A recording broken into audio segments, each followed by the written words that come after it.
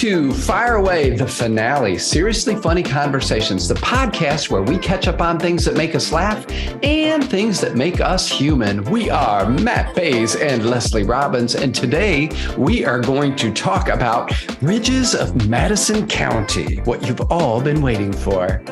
We rewrite wedding songs. Oh, repurposed wedding songs, yes. Doing what makes you happy. Yeah, screw everyone else. I remind Matt to lean into it. Yes, you did. And I am leaning on the everlasting arms. We recap some Boyz II Men songs. Sparkler of the Year. Dun, dun, dun. Mamaw Tiny makes an appearance. Chris's mom, Carol. Oh, a rundown on Carol Evans. Get ready. A drunk man on Frontier Airlines that I got to sit next to. Double Tito's, please. Today that makes me a little bit nervous. You are? And just be like regular. Okay. And be like a regular McDonald's. Hamburger, fries, and a Diet Coke. What the heck are you eating? A regular You are not McDonald's. prepared. This is not like you. I'm eating a bar. I'm hungry, girl. It's 11:17 on the 23rd of December. What is the temperature out? Here it's negative like 2. -4 degrees. We are all dressed up for the finale. This is a lot of pressure on the finale. I know. We need to act like it's not the finale. Oh. But you feel like, well, I want to make sure we talk about things that we should talk about for a finale that make it finale-ish. But finales are always bad. Mm-hmm. People always try to make them finale-ish. Yep. Think of Seinfeld finale. Oh, yeah. Cosby Show. I sent you the message. They played Boyz II Men. It's so hard to say goodbye. And I was in the 5th grade and ugly cried about it. How do I say goodbye to what we had?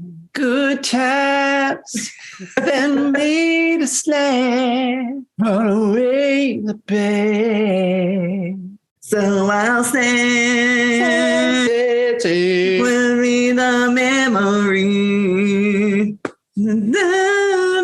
I don't know the words. Be my sunshine after the rain. It's so hard to say goodbye to yesterday. That was so good. Thank you. I mean, just clearly the 5th member of Boyz II Men. And I'll take. Remember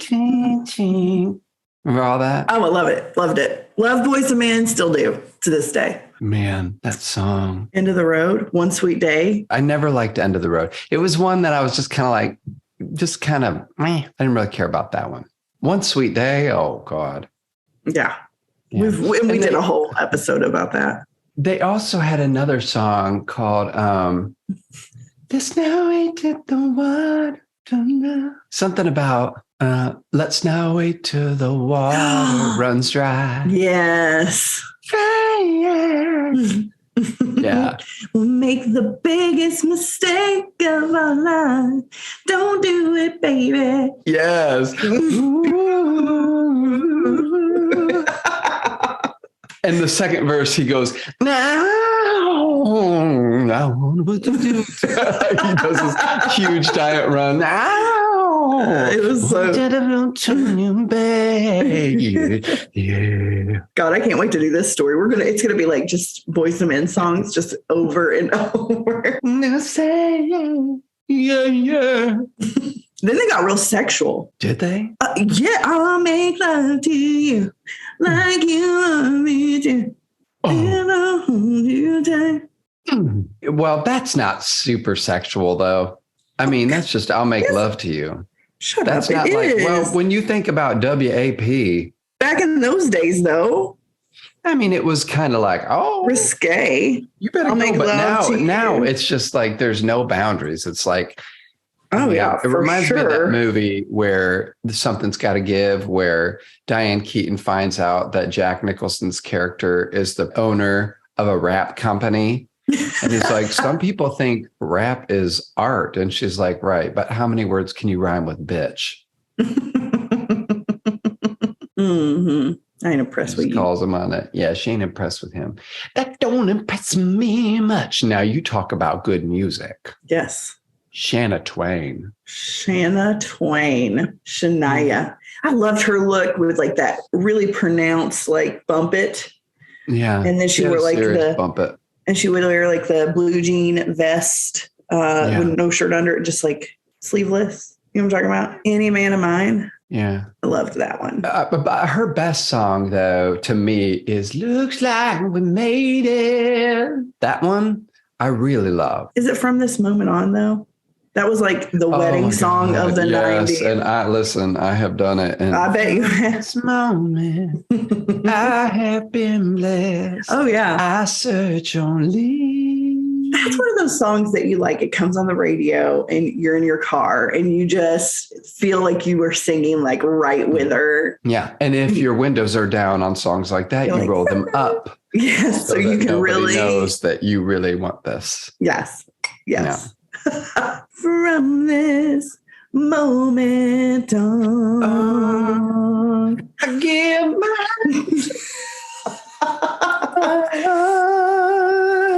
This was always a hard part, man. It was so high.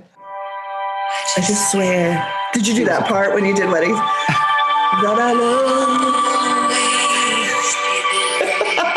I kind of hope you did. If you sang that at a wedding and you were like, I just swear. I sang it too many weddings. Back in the 80s, it was like, we'll build a house on the faith, and together we can wait. When the strong winds blow, it won't fall down. Not true. And or Stephen Curtis Chapman, I will be here until I'm not here anymore. We'll rewrite all those wedding songs. I will be here until I divorce you later. Just give it 2 more decades and you find your ass on the street. Yeah, yeah. From this moment on, until you're in that apartment living paycheck to paycheck again. Well, that was when fun. The strong winds blow, it won't fall down. What about the up winds blow? It will come tumbling down.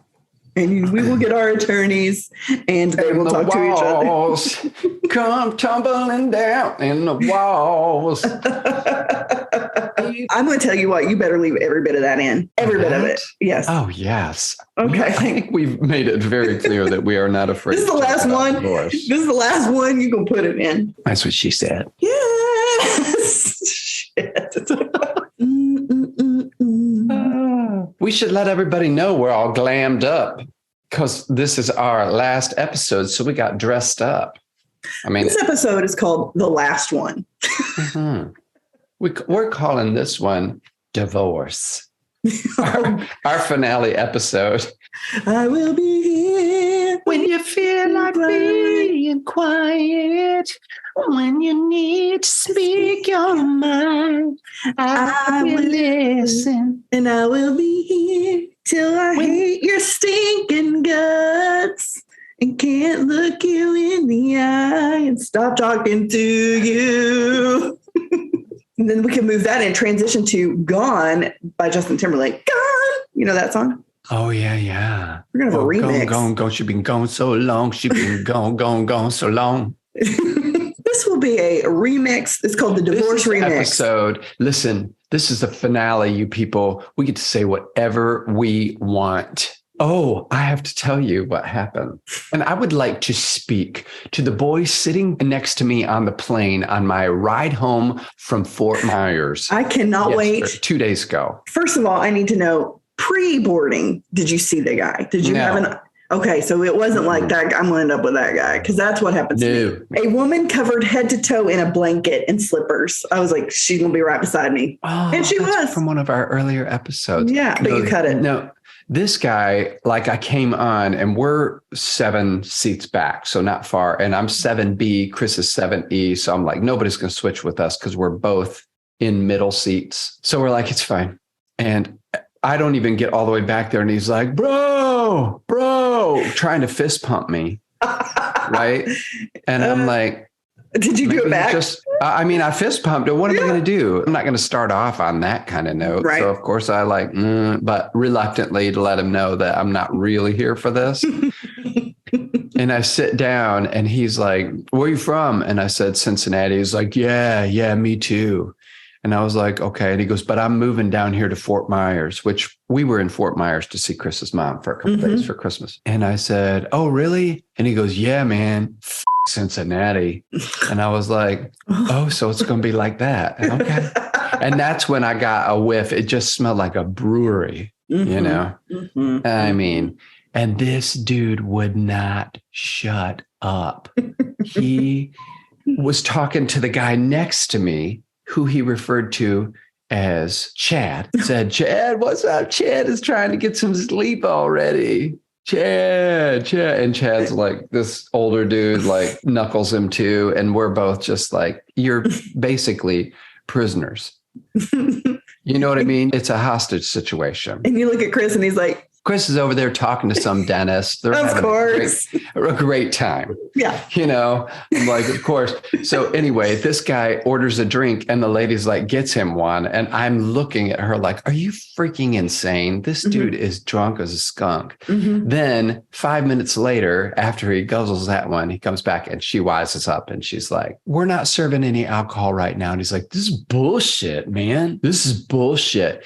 I get out my computer because I'm like, I just need to pretend, you know, that I'm getting lost in something. So I had to edit one of our teasers. Well, he sees that and he's like, what is this? And I said, it's a podcast. And he was like, oh, dude, I love podcasts. Like, what's it called? I said, Fire Away. And he's like, yeah, you guys should really think about calling it Light It Up. Do you know what I mean? And I was like, He goes, because it's just like Light It Up is like more syllables.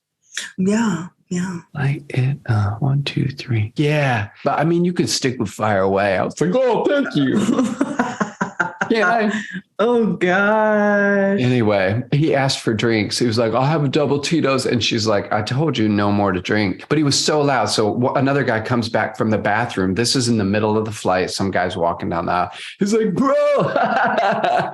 Oh, bro. Got his fist up for a fist pump. The guy literally does not look at him, walks straight past him. And he's like, yeah, man. Yeah. Then he needs to go to the bathroom, of course. I get up, me and Chad.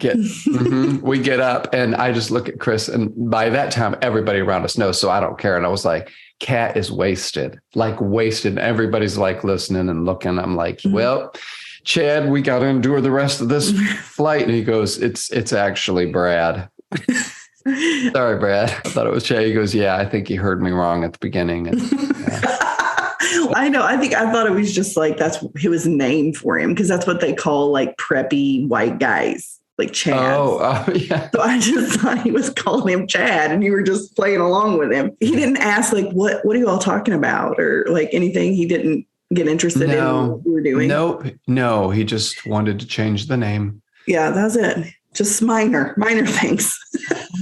That's what we could call this episode in honor of him. Light it up. Light it up.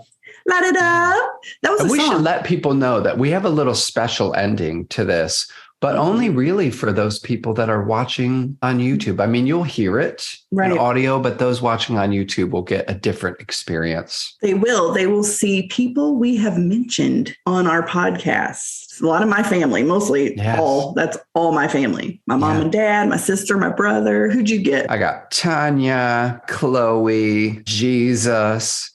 How'd you get Jesus? Oh, they'll see. I got Chris's mother, Beth, and Kent. Yeah, one of our number one YouTube followers. He always likes it, always comments. He's been awesome. And this leads us to Sparkler of the whole series. So how do we do this? I think before we say the name of the Sparkler, we have to tell a little bit about her. Yeah. Why she's the Sparkler. Yes. Okay. Do you want me to say the name or just lead up to it? We'll lead up to it. We got to build tension here. Yes. Okay. So I've only become text friends with several Sparklers that I've met through you. Which has been so fun. But so fun. Tanya got me through the whole Johnny Depp episodes. Oh, yeah. I mean, oh my God. Anyway, this sparkler would text us after every episode, notes of just like her comments, her thoughts, her feelings, note by note. Yes. It was never like missing an episode every Friday afternoon or even sometimes Monday. Yes. Detailed list of how she thought or felt or agreed or disagreed. And who she agreed with. Yes. Which was usually you. Yes. I still love her. But yeah, that was over and beyond what a sparkler has done. Yes. Yeah. Lots of zeal and passion for all of this, and felt like somebody who was actually interested and trying to help. Right. Not in a fangirl way. Like, just say, like, here's what you need to know. Yes. Here's the information. Yes. It was very also told me when we talked about teeth, I was brushing too much because I said I brushed my teeth like 4 times a day. Yeah. Ooh. And she was like, that's too much. It's too much. And she and backed it up with her dad was a dentist. So. Right. So with no further ado, I'll let you crown that Sparkler of the Year award. I'm going to have to add a drum roll in here. Ladies and gentlemen, sparklers far and wide, from Noblesville to Fishers, Indiana, the sparkler of the Fireaway series is, drum roll please, Julie Lang. Confetti. Thank you, Julie. You're the best. Yes. And Julie's gift is a bottle of Veuve champagne. Veuve. One of her favorites. All right. Yeah, that's what she wins. Congratulations. And thank you, Julie. And thank all of our sparklers. Mm-hmm. We had some really good people behind this thing, didn't we? We did. Yes, we sure did. Okay, what else are we going to talk about on this? I mean, I feel like we really got to make a splash, no pressure. Say something funny. Leslie, talk about funny things. Have you ever? Okay, here's something. I know it's me. I know other people are like me, but I don't know if you're like me. But like when you can hear people eat, do you have an issue with that? Only I don't like the slapping of the mouth, but if I hear moaning while you're eating, like where you're like, yeah, that's when I'm like, and like stomach that. And like stomach sounds, like a gurgle in your stomach? like I don't like any sounds. Once I hear it, I can't unhear it anymore. I can't ignore it. And then I just can't, I have to leave. So I just wondered if there's anything like that for you where you just you can't. Not sounds. I think smells would be more my thing. Right. I stood on a platform one time and listen, we all get bad breath. I'm very well aware that I get bad breath too. Yeah. But it felt like there was a 10-foot radius of bad breath around him every time. You could smell bad breath all over the whole platform. It's like a halitosis situation. Isn't that a thing? Halitosis? It's like a chronic bad breath. Yes. Yeah. And is there nothing that can be done? Because sometimes people think that they have that, but it's not. It's they have like an abscess too. Yeah. That needs to be taken out or something like that, where it just smells rotten. But I wonder what true halitosis is and if there's just nothing that you can do about it. Gosh, I don't know. It tends to smell like burnt rubber. Yeah, I know exactly what you're talking about. It's coffee breath. I guess. In my whole life, I have never smelled my mom's breath smell, ever, or her body, ever. And the funny thing is my oldest daughter has this. She can go for 12 days without showering. And if you sniff behind her ear, it smells like flowers. Oh, she just always smells good. Yeah. And that's my mom. My mom's the same way. You hug her and she just smells like fresh air and summer breeze. God, that's not a bad thing to have. Dang. I know. Anyway, those are the important things of life. It's really hitting it hard. What about New Year's? Like New Year's resolutions? You want to go there? Like what are some things you want to do in the new year? Okay, yes, let's talk about that. But first, I want to tell you about something that I did this morning. Okay. I like to get up earlier than Chris. Mm-hmm. Not all the time, but a lot of times, especially on the weekends, because I'm just awake. So I talked to my friend Laura Perry this morning. We had a nice little conversation, and then we got off the phone, and I look for old movies to watch that I've seen before that I enjoyed. This morning's installment was Bridges of Madison County. Your go-to like anxiety movies are the weirdest. It was an anxiety movie. It was like, I like this movie. Had good writing, good direction, good acting. Okay. It was movie of the year. That came out in the 90s. It was an Oprah show thing, and my mom read it. That's what made it, I think, crazy popular. It's so good. Have you not? I haven't read it, but I've seen the movie. Have you seen the movie? I know what it's about. That's all. Yeah, it's a tale of infidelity and love and passion, and it's kind of sad. Yeah, sounds so exciting. What I'm saying about your movie selections are always so weird. But there's a moment, Leslie, where he says, this kind of certainty only comes once in a lifetime. People know the story. She's out on a farm. She's from Italy. She's transplanted to Iowa, loves her family, loves her husband, but has lost all of her dreams. And he's sort of awakened some old things in her. Never does it resort to, let's just run off and live our lives. And in the end, she doesn't. She stays home, stays with her family, and her kids are finding this after her death, this journal where she wrote everything in the journals, the story of their love affair. What's so sad about it is if she leaves with him, she abandons her family, and she'll never really be able to have the kind of love that they've experienced together, because it will change if she leaves. But if she stays, she is sort of sacrificing a part of her life for her family forever. And it's funny because so many people would say, well, yeah, that's the right thing to do. But then she's leaving this story behind to her children, encouraging them, and actually says at one point, whatever it takes to be happy, do that. So it's just like, it's one of the saddest movies in the whole wide world. But that thing, I related to it, and I don't care. I'm just going to say it because it's my podcast and we get to say whatever we want at the end, right? And it's the last one. So we don't have to even rebuttal. You just put a period sign on that. So I'm about to get sappy in saying that with Chris, the thing that made me identify so much with that was him saying this kind of certainty only comes once in a lifetime. And I'm sitting there. Chris has now come in, had his little bed head, and probably had his morning breath and his coffee, his happy old self sitting there in the chair, knowing the last movie on earth he would have chosen was Bridges of Madison County, but sitting his ass there with me and watching it. Patient as the day is long. And I thought, this is something I got right. If I don't get anything else right in the world, this is something that I got so right. Choosing him and loving him for the rest of my life. This I did well. That's all. I will be here when I feel like me and quiet. That was very, yes. I think, there's this trap debate that says, there used to be all these things like, do whatever makes you happy, but then there was always this thing like, at what cost? That is what everybody gets held up on. You got to count the cost. You do have to count the cost. But do you know in your knower, deep down in your knower, because the story could also go, now they didn't run off together, but the story could go, and I'm sure has for many people, this person completes me. This is it.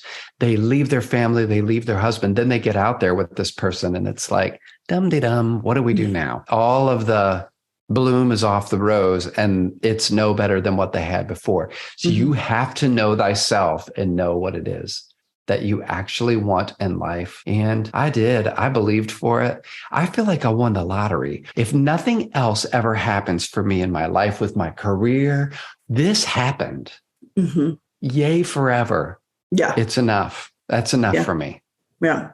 You know how you can lose yourself in your kids and give your life away completely to your kids? I think women feel that way more than men. For sure. But we have a life too. Yeah. We get to have a life too. Yeah. That is separate. And in that movie, she talks about that. She's just given up her whole life to the details of this new life that she has, and has forgotten that she was even a person before with hopes and dreams and cheerleading tryouts. Are you like trying to talk to me about this? I agree. I think that there's like this as a woman, as a mom, there's this tug of war that goes, okay, I've got a responsibility to raise children and then a responsibility to myself to live life to the full. Yeah. And I don't mean to make this sexist or anything, but I don't think men really struggle with that as much.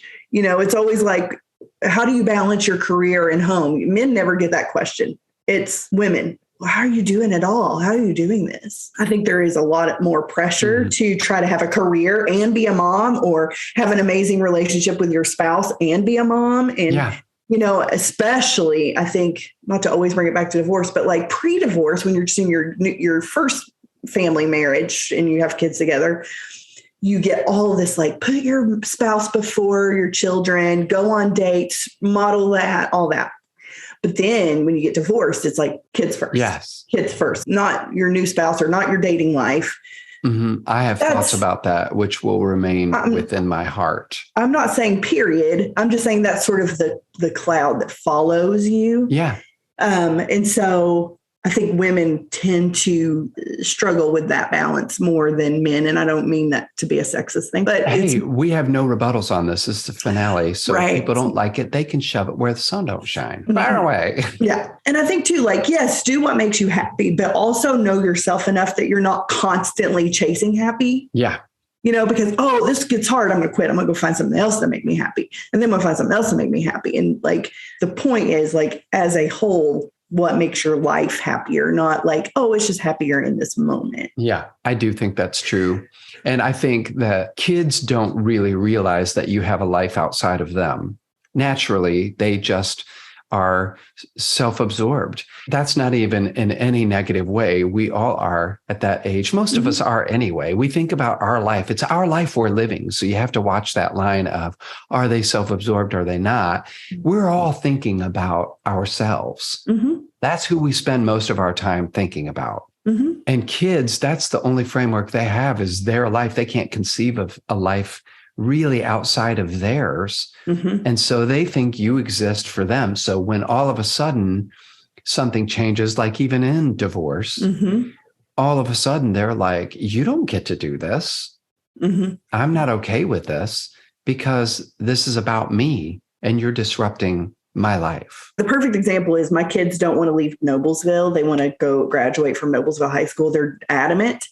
But immediately after graduation, they're moving away. Yeah. It's like, so I'm supposed to stay here planted until you all grow up, then you all get the heck out of here. And then what? What am I supposed to do? Yeah. Well, and Leslie, I don't think people realize sometimes until they're in their 30s, this person has a life outside of me. And that's why when you say things like me thinking of just divorce in my family or people moving on, their lives changed or whatever, where I think, they did the best that they could. They get a life that has nothing to do with me. They get to get themselves happy, regardless of how it impacts me. I have to figure that out for me. But if this actually is something that makes them happy, they get to do that. For some people, that's like where family members are like, you can't move out of the country.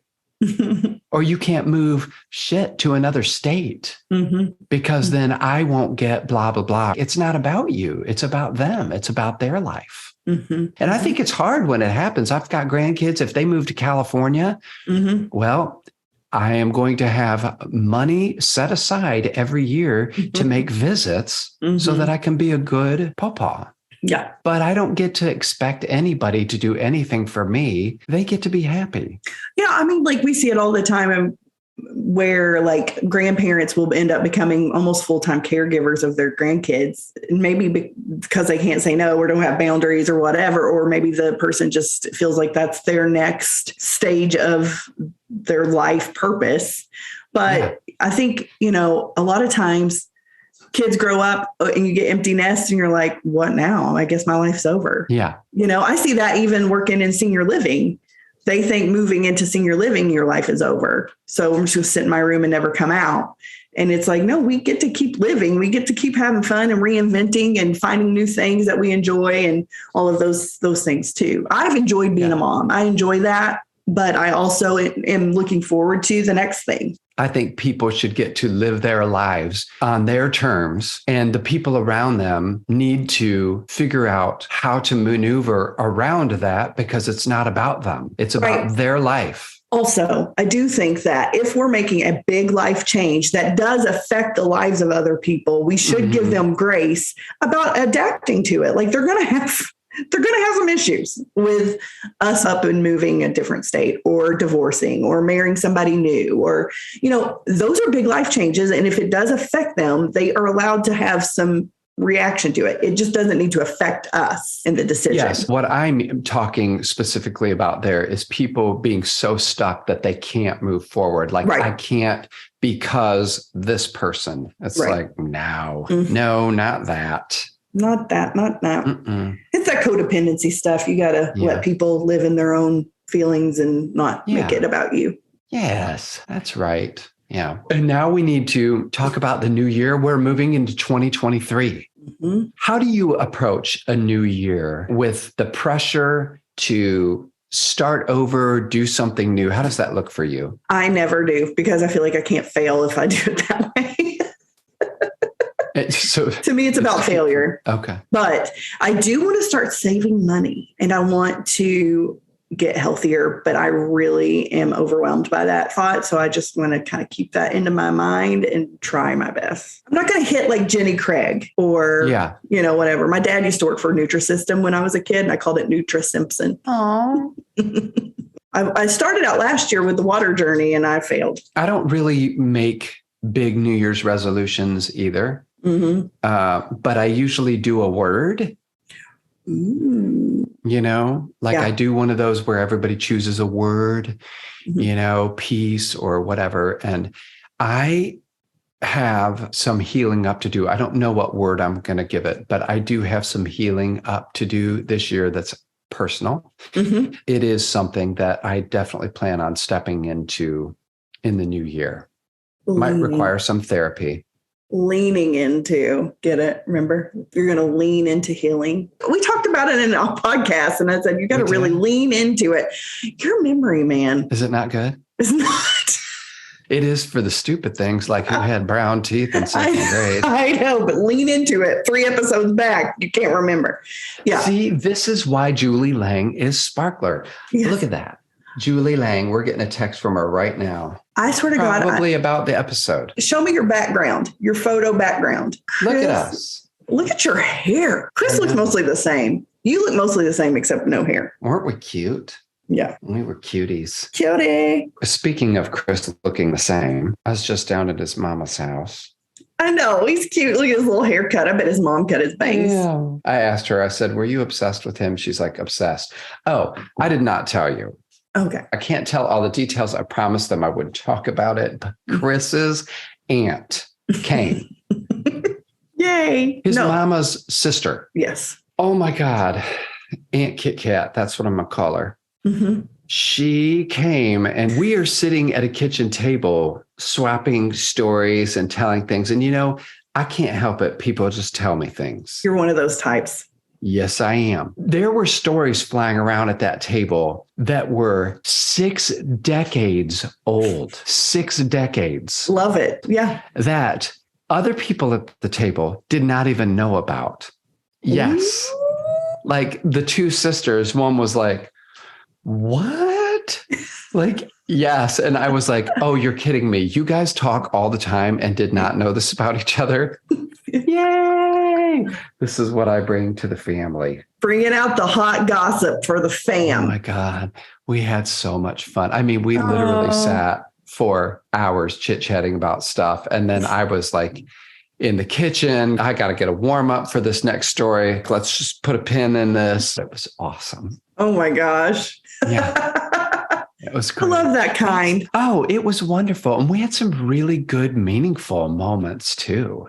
Like, it's interesting to be able to hear people who are in those later stages of life kind of talk about regret and love and the things that you could tell that have been important to them and how they maneuver through the world. Chris is who he is because he has such a good mom. He had a really good dad too, but his mom is a very special lady. We had a moment sitting in chairs where I was just talking about kids not always understanding importance of visiting. Do you know what I'm saying? Of like, I remember it when I was 23. I look back on me at 23 and remember me saying no to things that I absolutely should have said yes to. Sure. But to me, it didn't seem that important, but it was important and I missed it. Yeah. Now I'm on the other side of that thinking, you don't know how important something is, thinking of younger people. And she was like, yeah, well, you got to remember that they have their lives and they're going through things. And I just always try to approach it from a place of understanding, and she's just talking. I know. And I'm sitting there thinking, this is why he is the way he is. Yeah. Whenever she's gone from this world, those words, well done, good and faithful servant, reserved for people like her. Sure. She has done such a good job. That boy, it's like, he's and good as gold. Their whole family. And I think they know, how lucky they are to have her. I think they do, but it's next level with somebody who's coming in from the outside and seeing all of the benefits and experiencing all the benefits firsthand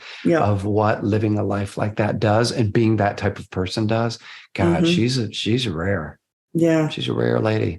And she listens to us like crazy. So she's going to listen to this one. Oh my gosh. What's her name? Carol. Hi, Carol. We want to be like you when we grow up. Oh, totally. There's old people you do not want to be like when you grow up. And I know them, I assure you. I always say my plan is to be like Nana when I grow up, because Nana is just, you see her and she is just going to love on you and treat you like a rock star. And you are always going to leave her feeling better about yourself. Isn't that a good thing? Yeah. If you can be that person that when your kids leave you, they feel like lifted up. Yes. Like they come to visit you when they're grown and have their own kids. They come to visit you and they don't have a one worry about coming to visit you. Yep. Because they know that there's going to be love there. I feel like that's a gift to be able to give people. 100%. Like, we're just going to invite you in here. And for 48 hours or 72 hours or however long you're here, you're going to be loved, taken care of, loved. I'm going to be interested in your life and what's going on there. How can I help? Yeah. The secure attachment style. That's why he's so, because there's the anxious attachment. There's, all these different ones, but secure is obviously the one you want. And I feel like Chris is the secure attachment. Very much so. He doesn't have to prove anything. Good job, Mom and Dad. Oh, yeah. A very good job. Very good job. They sure did. Yeah. Who pops in our heads to say goodbye to for this Fire Away episode? Well, my mom listens. Number one person. Every day, every Friday at midnight, actually Thursday at 11 o'clock. I want to say a special thank you to Mama Tiny, because from the very beginning, from the pilot episode, when I said, was she a mean mama or a good mama? And you said, good, funny. She was really funny. And I think she has totally given that to you because you are a funny person. I mean, we got a lot to laugh about. We do. Yeah. Did she give that to you, Mama Tiny? Oh, yeah. How to laugh? I don't know if this will respect her or not, but it always cracks me up. My mom, she was blind, and my mom took her to Walmart to get her prescriptions, and they were sitting right in front of them. There, people were coming and stopping, getting something and leaving. There were several at a time. And she said, Tammy, what is that right there? What's in that aisle? And my mom was like, Tiny, that's condoms. And my mom was like, Lord. You could just say those things to her and she would just laugh or, say something funny. No. Wasn't going to throw her off. She was just going to play right along with you. Tell me more. Oh my God. Who else do we want to thank? Rara on the makeup. Mm-hmm. Who would I be without my makeup tutorials? I want to thank all the girls I've loved before. All those girls from junior high, my first kisses. Yes. Kiss and then a hug. The girl that I touched her boobie and then put it away. I think that's very important to say thank you. You know who you are. Hey, and Duran, he's going to be on the clip at the end. He made a video for us. He did? Yes. Yes. First boyfriends, first girlfriends. We definitely have to thank our loved ones for putting up with us while we do this and tell them to be quiet all the time. While we do it. Listening to these episodes over and over and over. Yes. Hearing the same old stories over and over. And for our faithful followers. It's been wonderful. Yes. Thank you. Aw. And who knows, we may decide in a few months, hey, let's put out another episode just for fun. After school special. Oh, my God. Like yes. an hour. Catch up, yes. like the Growing Pains reunion. Yes. But we're going to call our reunions Light It Up. Because it has more syllables. Right. I think that's it. That's it. That's all we got. Yeah. That's it for us today. Forever on Fire Away. We'll be back never. More seriously funny conversations. Don't forget to like us on Facebook and watch us via video on our YouTube channel, which will always be there.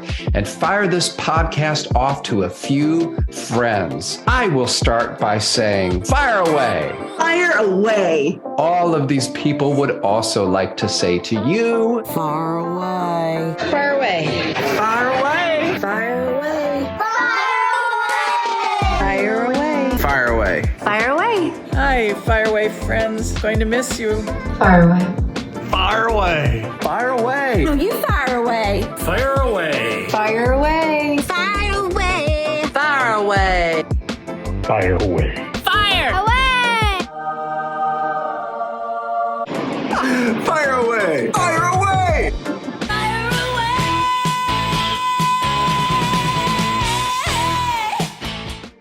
If you've made it this far with us, you're really a trooper. 38 episodes. We did it. You made it every one. Yes, Leslie, we did this shit. Don't Fired tell our us. asses away.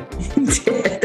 I mean, and you have had 14 jobs since we started this. That is true. I absolutely have. All the sparklers have been with me through it all. We did it. I hope it recorded. I know. You're going to be like, this did not record at all.